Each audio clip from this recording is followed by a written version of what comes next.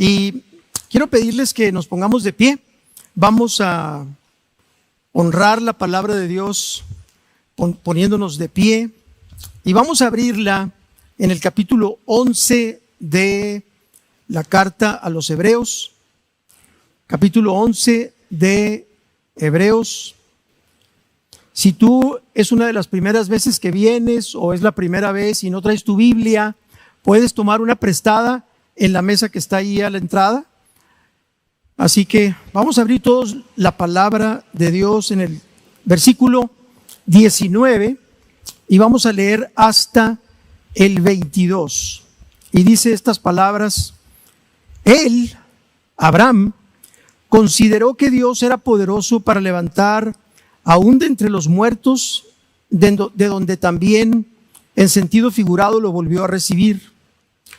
Por la fe Isaac bendijo a Jacob y a Esaú, aún respecto a cosas futuras. Por la fe Jacob al morir bendijo a cada uno de los hijos de José y adoró apoyándose sobre el extremo de su bastón.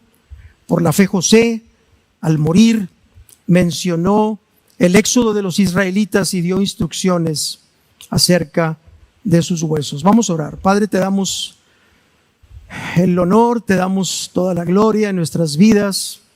Entregamos nuestros corazones a ti para que por tu Espíritu Santo los dispongas para recibir tu mensaje, Señor, porque no hay otro mensaje más valioso para nuestras vidas que tu palabra, tu evangelio, tus buenas noticias. Por eso el día de hoy estamos congregados, Señor, y estamos disponiendo nuestro corazón para recibir la bendición que tú tienes para nosotros. Y te lo pedimos todo esto en el nombre de Jesús. Amén y amén. Pueden tomar asiento. Y bueno, seguimos con esta carta tan impresionante. Ya vamos en el capítulo 11, vamos a llegar hasta el 13 y Dios sigue hablándonos a través de ella, mostrando muchas cosas. Alguien dijo que la carta a los Hebreos es el quinto evangelio.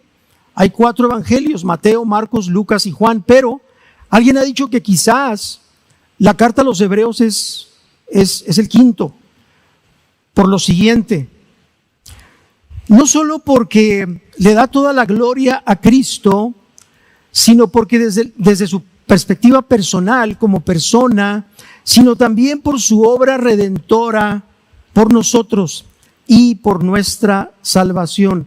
Hermanos, esta carta, la carta a los Hebreos, es una teología que conecta el plan redentor de Dios revelado desde el Antiguo Testamento.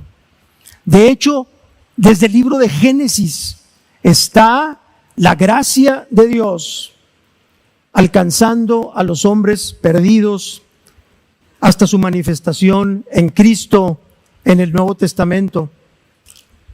Los temas que hemos venido viendo en esta serie de predicaciones, que por cierto comenzó hace un mes, el domingo 3 de agosto fue la primera predicación de la carta a los Hebreos.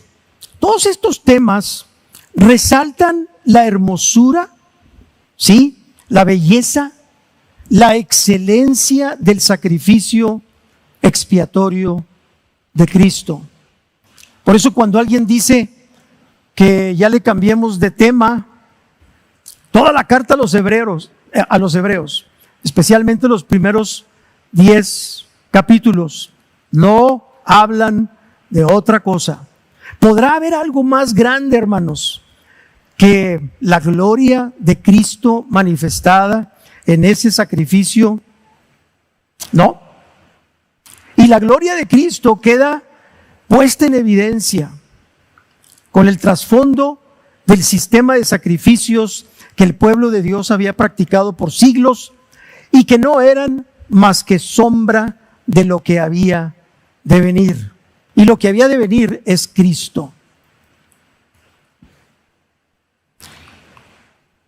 La carta a los Colosenses, el apóstol Pablo, destacando la gloria, la hermosura del Señor Jesucristo, dice estas palabras en la carta a los Colosenses: pues esas reglas, cumple esto, haz esto, no hagas lo otro, son solamente las sombras de la realidad que vendrá. Y Cristo mismo es esa realidad. No debemos olvidar que Hebreos fue dirigida a comunidades de judíos, de ahí su nombre, hebreos, judíos, que se habían convertido al cristianismo y enfrentaban una cruenta persecución que hacía que muchos quisieran regresar a las obras de la ley como una manera de evitar las amenazas. Cuando las cosas empezaron a poner muy difíciles entre estos judíos, la tentación muy grande era: ¿para qué me hice cristiano? Estaba mejor que antes, me aceptaba la sociedad, me veía bien con todos, y muchos de ellos quisieron regresar. Todo el capítulo 11 en el que nos encontramos describe las evidencias de la fe de quienes habían creído en el único Dios verdadero que los había llamado a salvación. En medio de la incredulidad de muchos pueblos que tenían diferentes ideas acerca de cómo acercarse al más allá, muchas ideas había. Estos hombres traen la evidencia de que habían puesto su fe en el único y verdadero Dios. Uno de ellos, Abraham, el llamado padre de la fe, había respondido al llamado de Dios en obediencia y perseverado en fe, creyendo sus promesas. Este hombre destaca en una época muy antigua de la historia, muy antigua, y se presenta como el padre de la fe, uno de los primeros en poner sus ojos en el único Dios verdadero. Y como nos dijo Helman la semana pasada, ustedes lo oyeron, Abraham se entregó a obedecer en fe a Dios, habiendo cometido muchos pecados que lo llevaron a poner su fe y confianza no en sí mismo, sino en aquel que justifica al impío. Él era un impío. Abraham fue justificado por su fe. Abraham creyó a Dios y le fue contado por justicia. Y por su fe, Abraham obedeció a Dios a pesar de haber pecado mucho y experimentado temores y angustias al vivir en un mundo hostil hacia Dios. Abraham vivió 175 años y es de llamar mucho la atención, hermanos, en la vida de Abraham, que estuve leyendo en estos días, que la Biblia dice que murió en buena vejez, anciano y lleno de días, y lo sepultaron sus hijos Isaac e Ismael en una cueva, rodeado de su familia, dando testimonio. Lo conocían muy bien, habían visto probablemente sus muchos pecados y sus muchos errores, pero sus hijos estuvieron con él. Sus hijos recibieron la bendición, la herencia de la fe de su padre, algo sumamente notorio en la vida de Abraham. Le puse como título a esta predicación: la prueba y el ejercicio de la fe. Porque si algo se está describiendo en esta carta a los hebreos es ¿qué es la fe? Y Helman nos ha retado a todos a poner nuestra fe en el único y verdadero Dios. Porque mucha gente tiene su fe puesta en lo que no es el verdadero Dios. Por eso el propósito de mi mensaje el día de hoy para ustedes es despertar en los creyentes el anhelo de crecer en la fe que nos fue una vez entregada para siempre. Me encanta esa frase. La fe nos fue entregada una vez, pero dura para siempre. ¿No es algo maravilloso? Que la fe que Dios depositó en tu corazón, si tú eres creyente en Cristo, la depositó una vez para siempre. La fe, esta fe que seguimos encontrándole diferentes ángulos a través de la perspectiva de los héroes de la fe del capítulo 11 y muchos otros que vamos a seguir viendo, es una fe que no es, hasta cierto punto, me atrevo a decirlo, no es humana. Como muchas fes que oímos a veces, yo tengo mucha fe en que va a pasar esto, nos decía Hellman. Nadie puede tener fe en Dios si no le conoce. ¿Quién es Dios? ¿Sabes tú quién es este Dios? ¿Cómo es Dios? ¿Qué hace Dios todo el día? ¿Qué está haciendo ahorita? Muchos inventan sus propios dioses a su conveniencia. Los personajes en Hebreos 11 conocieron al único y verdadero Dios. Y es el que yo te invito hoy. Y la palabra de Dios te invita para que te acerques y lo conozcas. No nada más para que lo conozcas sabiendo cosas acerca de Él, sino para que lo conozcas a Él.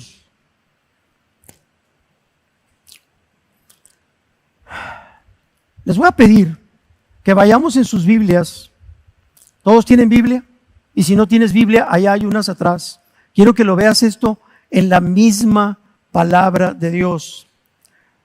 Y ábranla por favor su Biblia en Jeremías, en el capítulo 10.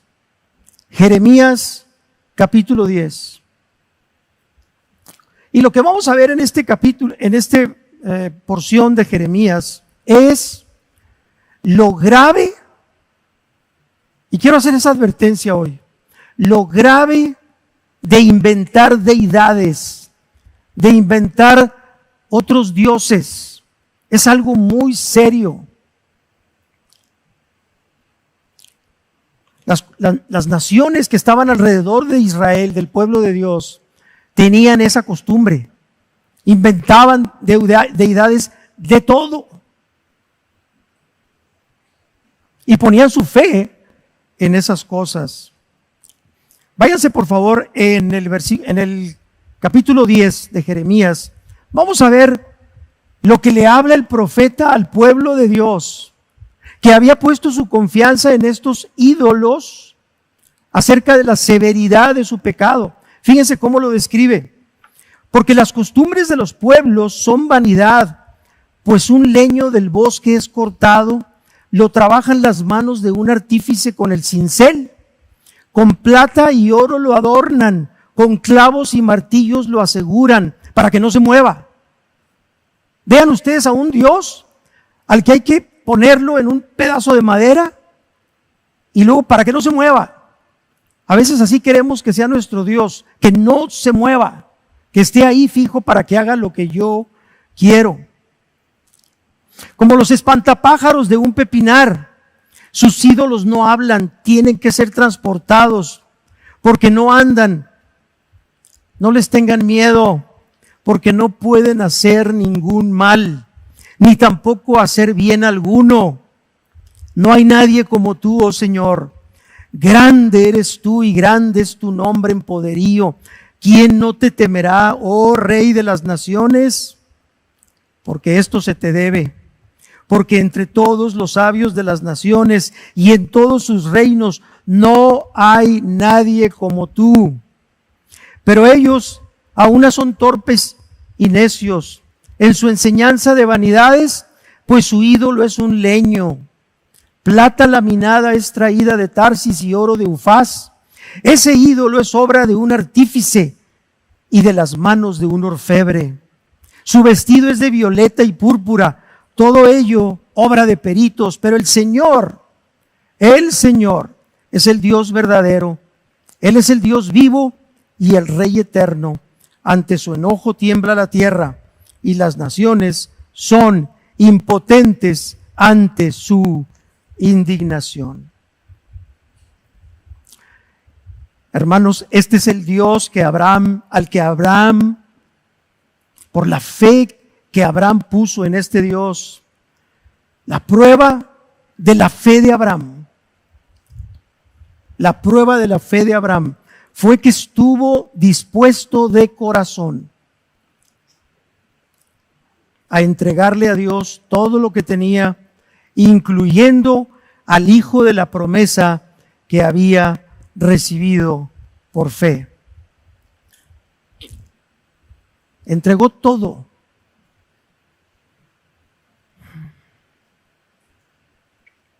El estándar final de la fe, lo que define la fe bíblica, es el estar dispuesto al sacrificio. Estar dispuesto al sacrificio. ¿Vendrá el sacrificio? No sabemos. Pero la pregunta aquí es, ¿hay disposición en tu corazón para entregarle todo a Dios? Y Abraham sabía que Dios iba a cumplir sus promesas. Hermanos, tenemos que entender claramente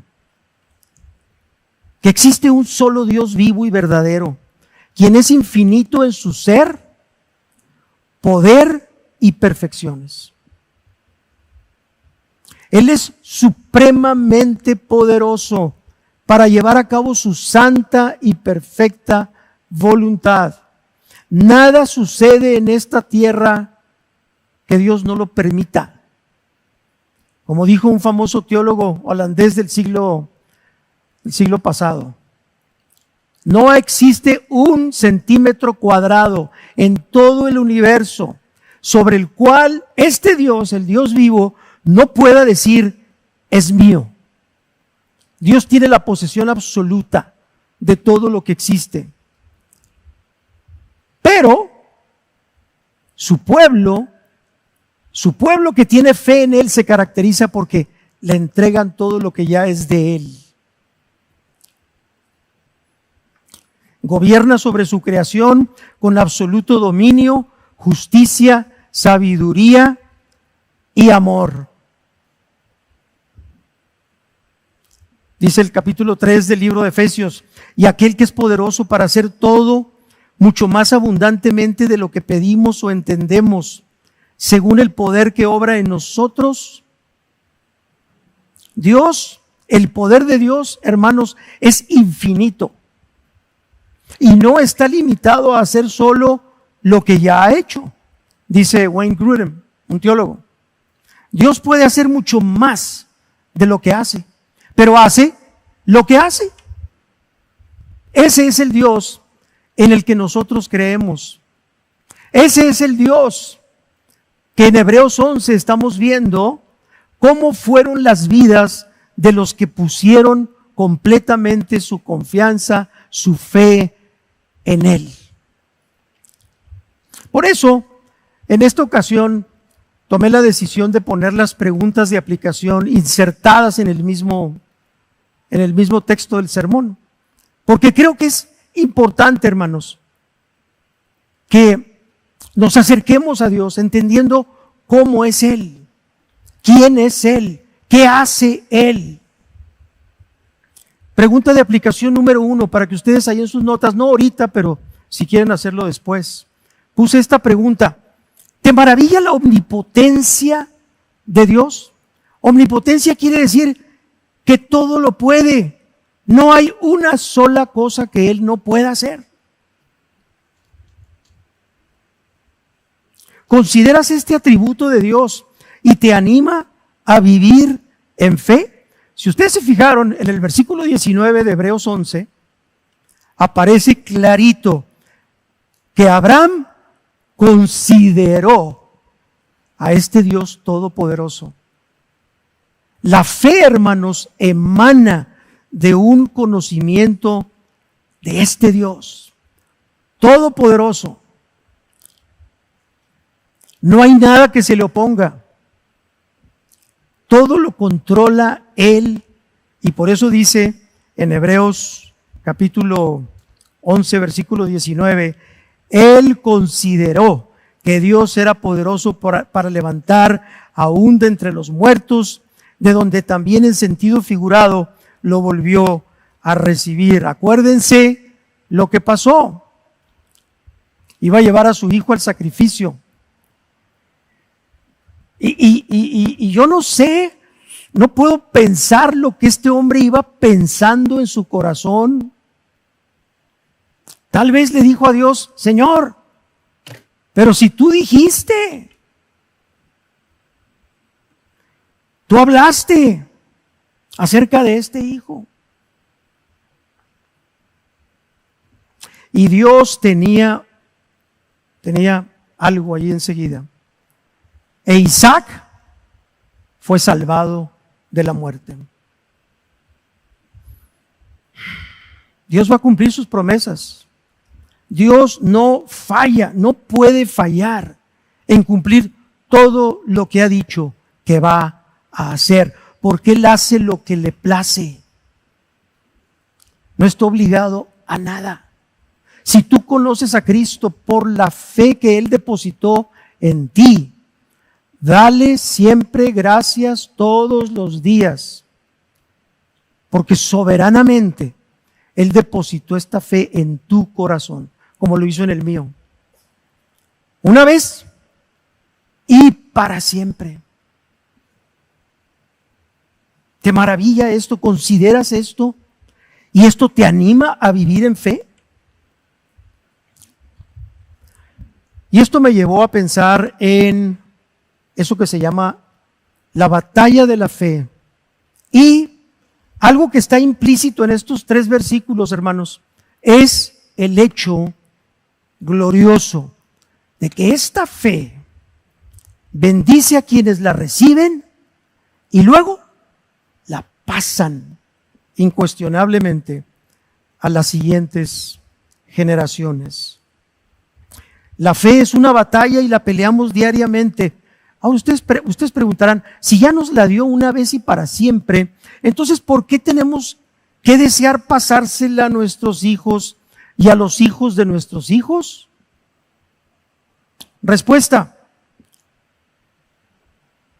porque esta fe es lo más valioso que tenemos.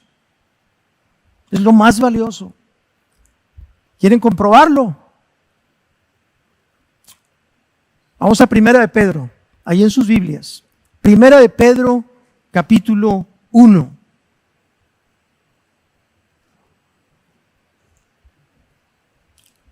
Primera de Pedro, capítulo 1, versículos del 8 al 9. Miren, vean estas palabras de Pedro, inspirado por el Espíritu Santo, para que la prueba de la fe de ustedes, más preciosa que el oro que perece, aunque probado por fuego, sea hallada que resulta en alabanza, gloria y honor en la revelación de Jesucristo, a quien sin haber visto, ustedes lo aman, y a quien ahora no ven, pero creen en Él, y se regocijan grandemente con gozo inefable y lleno de gloria, obteniendo como resultado de su fe la salvación de sus almas.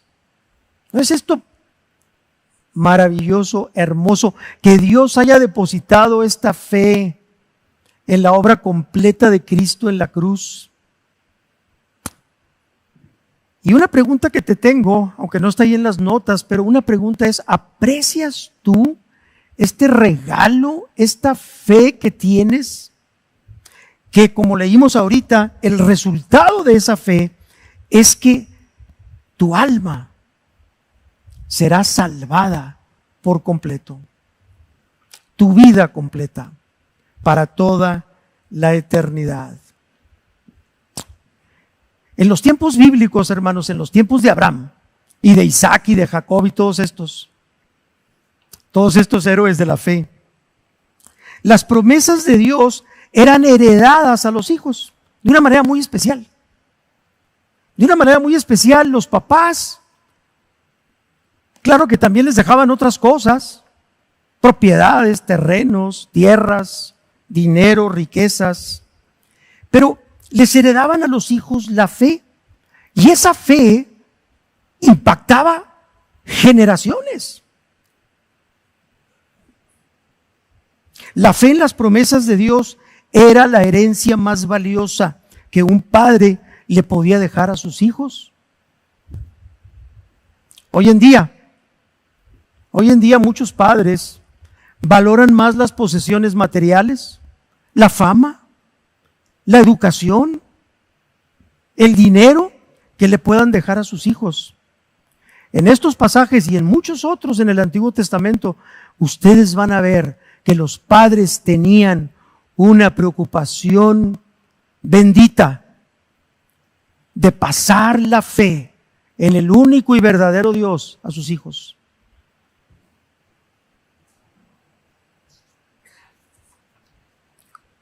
Las vidas de los patriarcas Abraham, Isaac y Jacob, estuvieron llenas de debilidades y de pecado. ¿Ok?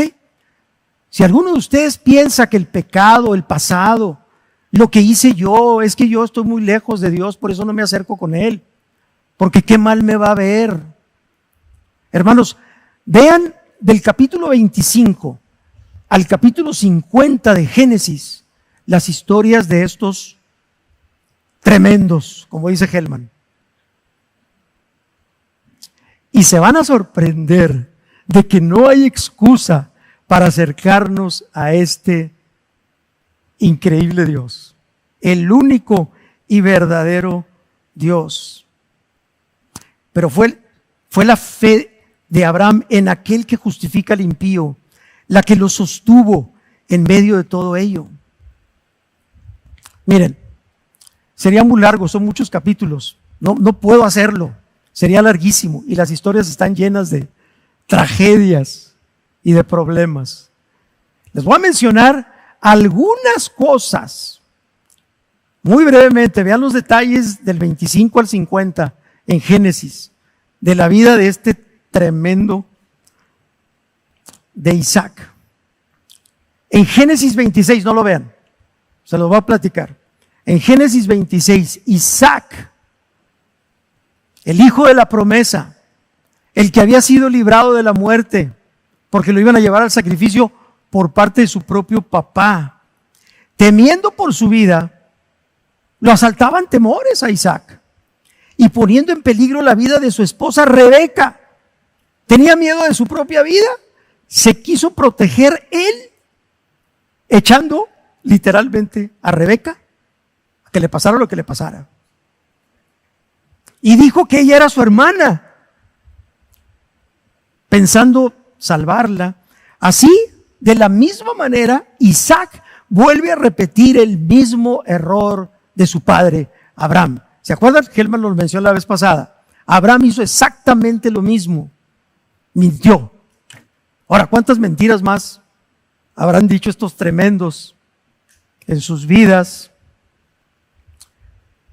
Aparte, ¿saben qué pasó? Esto provocó una gran división en la familia.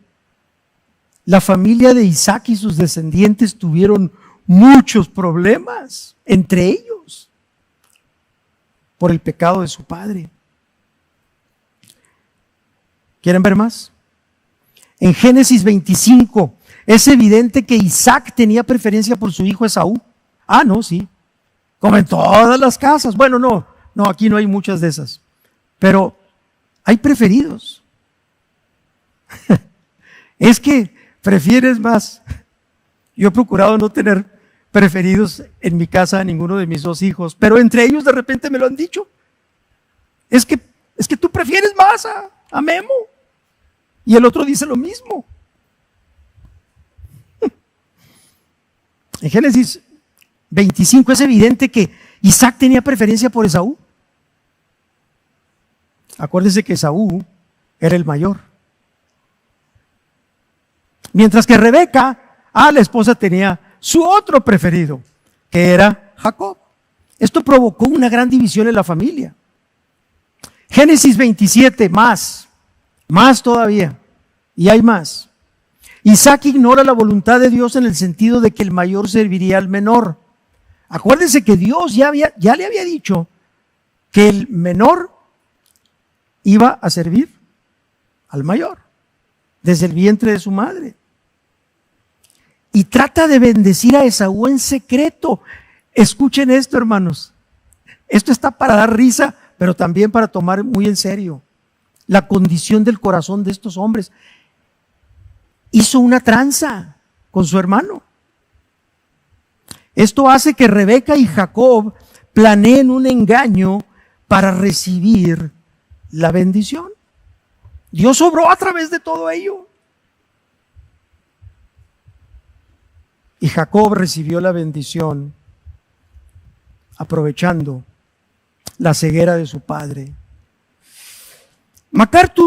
John MacArthur, que acaba de fallecer hace unos días, dice en su comentario que Abraham, Isaac y Jacob, y José también, enfrentaron el final de sus vidas en plena certidumbre de fe.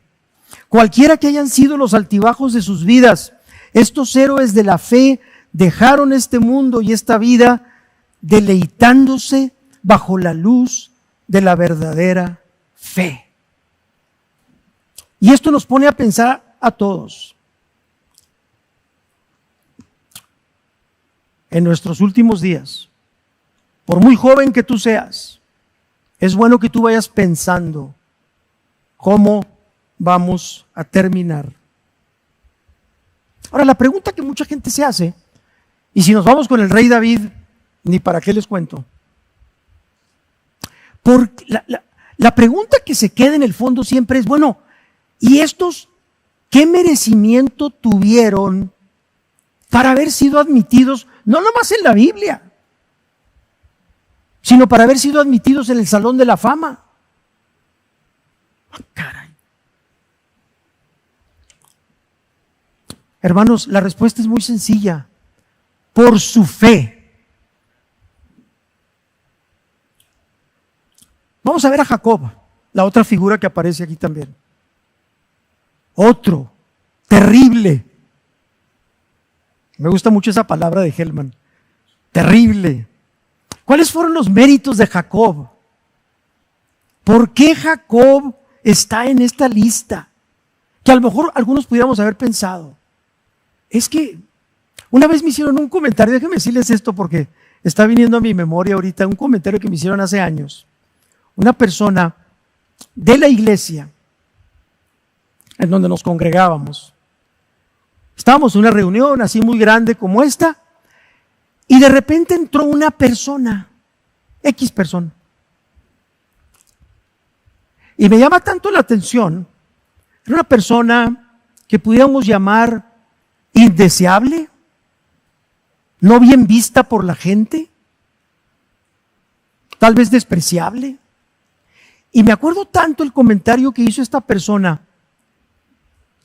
No sé qué más estaba pensando, no lo puedo juzgar, pero dijo esto: ¿y a este quién lo invitó? Lo conocía desde luego, pero hizo esa pregunta: ¿y a este quién lo invitó?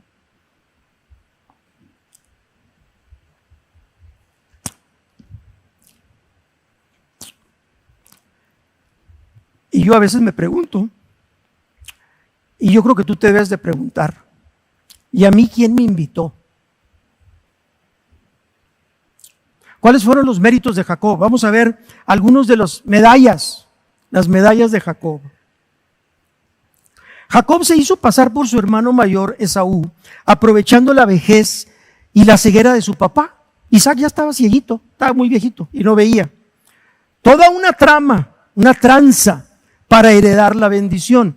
Con engaño se puso unas pieles de cabra para simular el vello de su hermano.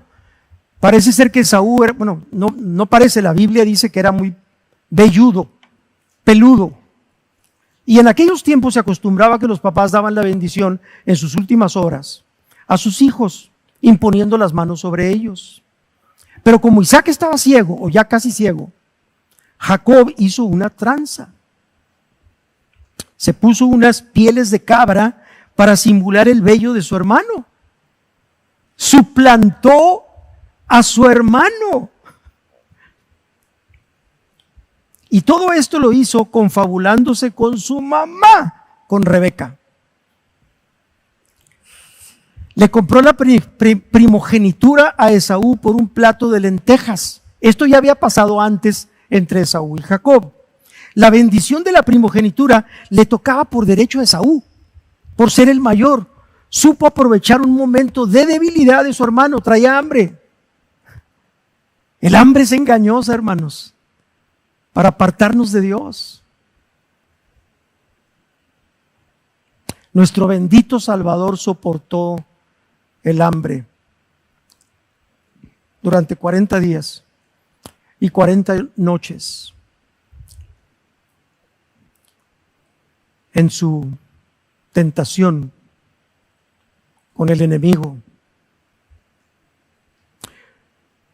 Entre los miembros de su familia tuvo favoritos también. Jacob eran muy dados a los favoritos, a los preferidos, lo cual creó conflictos y rivalidades entre ellos, lo cual habría de afectar a las generaciones posteriores.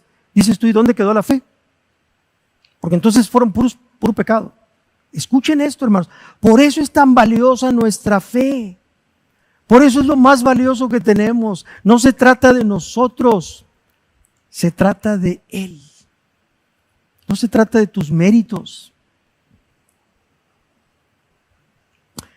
Aquí viene una parte muy interesante en la vida de Jacob que quiero mencionar y ustedes lo pueden ver en el capítulo 32 de Génesis.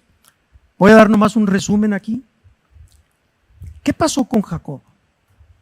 Un hombre atormentado por los conflictos en la familia. Pero Jacob tuvo un encuentro con Dios en un lugar que se llamaba Peniel, que cambió su vida para siempre. Tuvo un encuentro con el Dios vivo y verdadero que cambió su vida para siempre. Jacob no volvió a ser el mismo y le fue cambiado su nombre en Israel. Cuando esto sucede, Jacob se encontraba en una de sus muchas crisis familiares. Está huyendo, está confundido, pero tiene un encuentro con Dios. Y su vida es transformada, es cambiada. Y puse una pregunta aquí que les quiero hacer a todos ustedes, porque todos conocemos la vida del apóstol Pablo, otro héroe de la fe. No está en el capítulo 11 de Hebreos, pero ¿y Pablo? ¿Y tú y yo?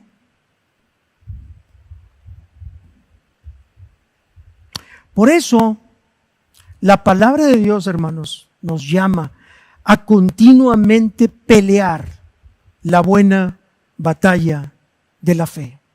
Muchas cosas nos hacen dudar, nuestros errores, nuestros pecados del pasado, los problemas que estamos enfrentando y que no los estamos enfrentando bien el día de hoy.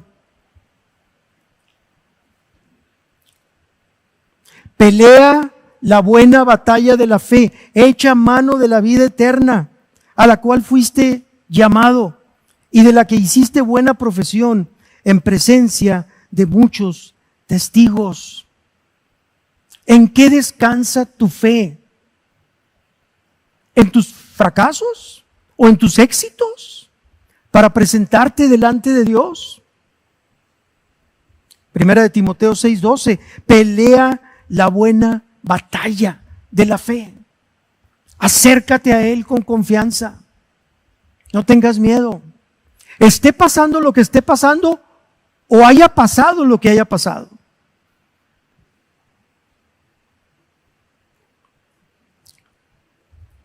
En la carta de Judas, en el versículo 3, otra vez, dice Judas: he sentido la necesidad de escribirles, exhortándolos a luchar ardientemente por la fe que de una vez para siempre fue entregada a los santos.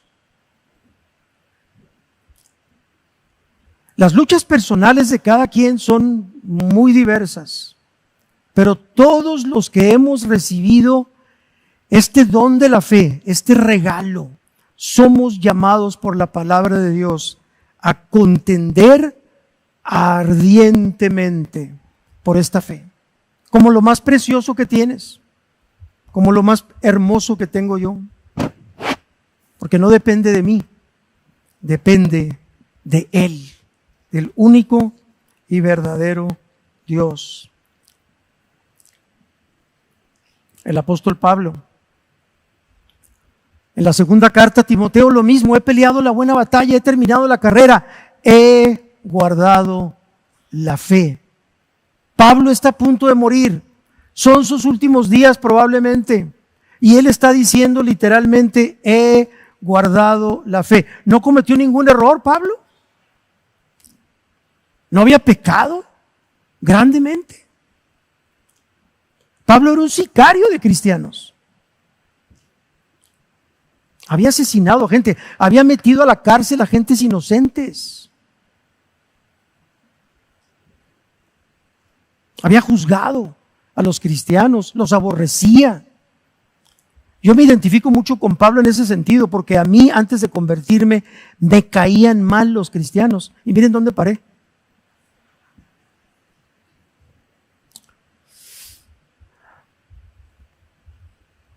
¿Cuál es tu actitud hacia el pueblo de Dios, hacia el pueblo de la fe? Dice Matthew Henry, un comentarista: la fe hará su mayor obra al final. Tu fe hará su mayor obra al final, ayudando al creyente a terminar bien esta vida, a fin de dejar testimonio de la veracidad y la excelencia de la palabra de Dios. Yo ya estoy orando de esta manera. Yo ya estoy orando de esta manera. Y no depende de la edad. No es porque me estoy haciendo viejito, que sí está sucediendo eso.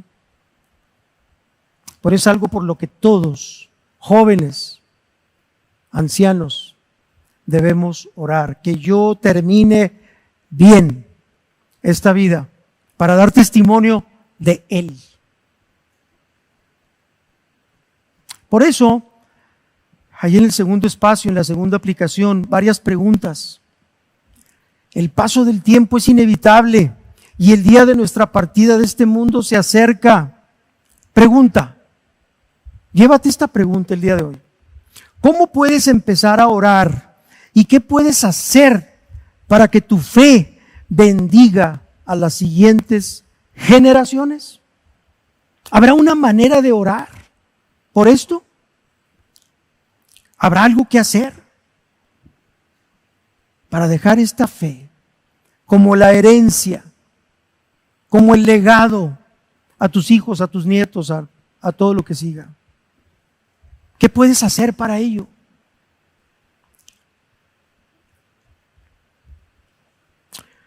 Por último, vamos hablando del ejercicio y el crecimiento de la fe. Dice Jerry Bridges: haz crecer tu fe. Si tu fe no alcanza para muchas cosas, hazla crecer. Primera de Timoteo 4:7: disciplínate a ti mismo para la piedad. El apóstol Pablo entendía esta batalla porque la entendía en sí mismo y le decía a Timoteo: Timoteo, disciplínate a ti mismo para ser piadoso. ¿Y qué tiene que ver eso con la fe? ¿No está la palabra fe? Alguno de ustedes dirá: yo no creo que pueda haber piedad sin fe y fe sin piedad en este maravilloso Dios que envió a su Hijo a morir por nosotros. Por eso es muy importante que entendamos esta vida con sus múltiples altibajos, pruebas, dificultades, oposiciones, cosas en contra. Vamos a ver esto en la carta de Santiago. Abran sus Biblias en Santiago capítulo 1 y voy a leer del versículo 2 al 4. Hermanos míos, tened por sumo gozo cuando os halléis en diversas pruebas, sabiendo que la prueba de vuestra fe produce paciencia. Y yo sé que para muchos esto es difícil. Para muchos, ¿pero por qué? ¿Por qué tiene que ser así? Dice, mas tenga la paciencia su obra completa, para que seáis perfectos y cabales, sin que os falte cosa alguna. Es la fe en este maravilloso Dios la que nos sostiene en medio de todo tipo de pruebas y dificultades. Y si nosotros no creemos que nuestra fe puede crecer, tú puedes crecer en fe a partir del día de hoy. Si no has estado creciendo en la fe, yo te animo que el día de hoy hagas lo que la palabra de Dios dice para que tu fe crezca. Dice 2 de Tesalonicenses 1, versículo 3, no lo lean, pero si gustan anotarlo. Debemos siempre dar gracias a Dios por vosotros, hermanos, como es digno, por cuanto vuestra fe va creciendo y el amor de todos y cada uno de vosotros abunda para con los demás. La fe, dice la Biblia, que te conduce al amor. Tú no puedes acercarte a este Dios vivo y verdadero sin que produzca en ti el amor a Él y el amor a tus semejantes. Parte del efecto de la fe es creer las promesas de que Dios te ha hecho una persona nueva en Cristo Jesús para poder amar y para poder perdonar a los demás. En cambio, el hombre que no confía en este Dios vivo, el hombre que no tiene su confianza puesta, fíjense lo que dice este salmo, se los voy a leer. Este es un salmo que habla de estas dos situaciones. El que tiene esta fe, ha creído, se ha acercado a este Dios. Ese es el hombre que no quiso hacer de Dios su refugio. Salmo 52, versículos 7 al 9. Sino que confió en la abundancia de sus riquezas y se hizo fuerte en sus malos deseos. Ah, caray. Este hombre no quiso hacer de Dios su refugio, puso su refugio en sus riquezas y también en sus malos deseos. Deseaba muchas cosas malas, yo creo que para mucha gente, tal vez hasta para él mismo, pero no puso su fe en Dios como su refugio y se hizo fuerte en sus malos deseos. Pero qué hermoso que el salmista pueda decir de sí mismo y que todos podamos decir lo mismo, pero yo soy como olivo verde en la casa de Dios. Yo soy como olivo verde en la casa de Dios. En la misericordia de Dios confío. No en mi misericordia, no en mis méritos, no en mis recursos. En su misericordia confío eternamente y para siempre. Y luego finalmente escuchen esto: te daré gracias para siempre por lo que tú has hecho y esperaré en tu nombre, porque es bueno delante de tus santos.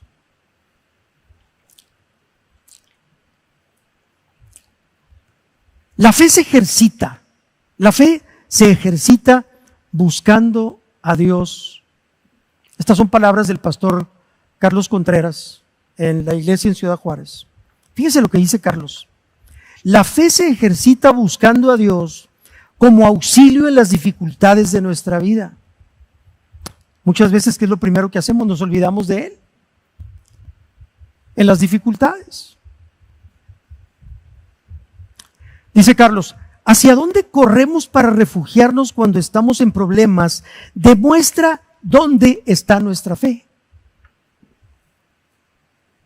Unos corren hacia sus propios recursos, pero aquellos que confían por fe en su Dios, corren hacia Él a buscar su misericordia. Ahí está.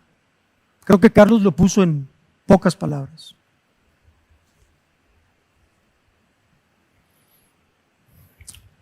Por último, y en el último recuadro que tienen ustedes, que les voy a pedir que consideren llevárselo, si no lo pueden hacer alguna anotación ahí rápido, a lo mejor llévenselo para después y piensen en esto.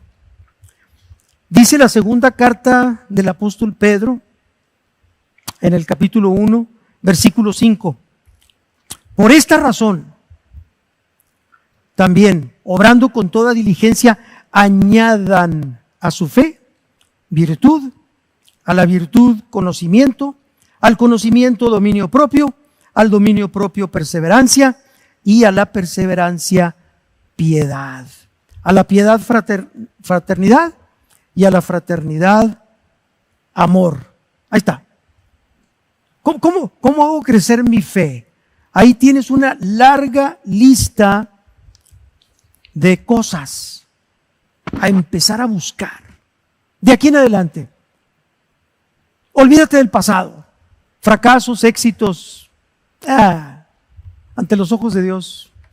Si tú ya veniste a Cristo, si tú ya le conoces, tú ya le entregaste tu vida a nuestro precioso Salvador, deja atrás el pasado.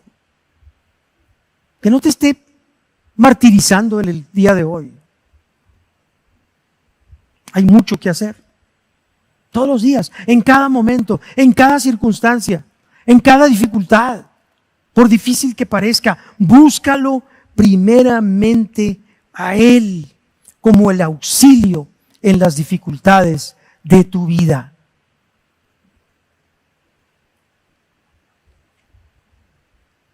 Mucho que hacer. Y por último, quiero cerrar con esta cita que me llamó mucho la atención mientras estaba yo preparando este sermón en relación con la persona del Espíritu Santo. Y les voy a leer, lo tienen ahí en sus notas, un pasaje en Gálatas, la carta a los Gálatas, para aquellos que no se acercan a Dios porque creen que no lo merecen. Un sentimiento, un pensamiento que asalta a muchos creyentes. No. Ahorita yo tengo que buscar cómo le hago para todo esto. Pero aquí hay una promesa, hermanos, de Dios mismo, del único verdadero Dios, que reta, desafía a los Gálatas, una iglesia de estas que querían regresarse a los ritos del Antiguo Testamento, porque les daba más seguridad, hacer ceremonias y hacer un montón de cosas para agradar a Dios. Y así somos nosotros a veces. Y les dice esta palabra, dicen los que han estudiado mucho las Escrituras, dicen esto que me llama mucho la atención. La carta a los Gálatas es una carta que Pablo escribe con un tono de regaño a los Gálatas, que ya habían conocido la gracia de Dios, que ya habían sido perdonados de todos sus pecados, pero ahora vivían en temor de los judíos, de los que querían volver a las enseñanzas y las prácticas del Antiguo Testamento. Es que hay que hacer algo, hay que prender una veladora, hay que ir a una procesión para ganar el favor de Dios. Se parece a lo que vemos hoy en muchos. Escuchen estas palabras en relación con el Espíritu Santo. Dice, ¿recibieron el Espíritu por las obras de la ley o por el oír con fe? Aquel pues que les suministra el Espíritu y hace milagros entre ustedes, ¿lo hace por las obras de la ley o por el oír con fe? Así, Abraham le creyó a Dios y le fue contado por justicia. Hermanos, si podemos resumir esto así en poquitas palabras, yo lo diría en 3 palabras. Acércate hoy mismo a Él. Por eso puse este versículo para aquellos de ustedes que no se han acercado a Dios porque creen que no lo merecen, porque están en problemas, porque la fe no les alcanza, por miles de excusas. Dice el versículo para meditar esta semana, para memorizar. Por medio de nuestro Señor Jesucristo, hemos obtenido entrada por la fe a esta gracia en la cual estamos firmes y nos gloriamos en la esperanza de la gloria de Dios. ¿Te has acercado tú a este Dios que tiene la puerta abierta para que te acerques a Él y no dejes de acercarte? ¿Y tu fe crezca? Acércate a Él. Acércate a Él, no dejes pasar ni siquiera el día de hoy. Amén. Vamos entonces a despedirnos, vamos a orar y vamos a dejar todo esto en las manos de Dios para que Él sea el que hace la obra en los corazones de todos nosotros. Padre, una vez más nos presentamos delante de ti, Señor, habiendo recibido tu palabra, con las manos vacías de la fe que no pueden presentarte nada en nosotros más que nuestras fallas y nuestros errores, con los que continuamente pecamos contra ti. Señor, solamente podemos pedirte perdón y recibir el perdón que tú nos has garantizado por la fe en el sacrificio de tu Hijo Jesucristo, por quien has abierto la puerta para que podamos acercarnos delante de ti en fe, en plena certidumbre de fe. Por eso te damos gracias en este día, Señor, y nos despedimos con este pensamiento en nuestra esperanza. Estamos firmes y nos gloriamos en la esperanza de la gloria de Dios. Y te lo pedimos todo esto, Señor, en el nombre de Jesucristo, tu Hijo, para gloria tuya. Amén